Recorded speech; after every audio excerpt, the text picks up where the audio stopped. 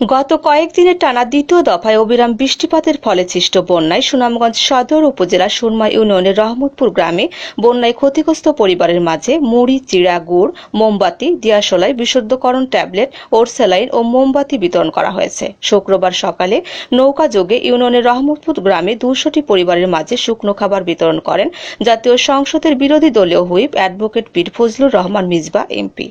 এ সময় উপস্থিত ছিলেন সদর উপজেলা নির্বাহী কর্মকর্তা ইয়াসমিন নাহার রুমা, সদর উপজেলা প্রকল্প কর্মকর্তা মানিক মিয়া, জেলা জাতীয় পার্টির নেতা আব্দুল রশিদ, সাজ্জাদুর রহমান সাজু, সিরাজুল ইসলাম সিরাজ প্রমুখ।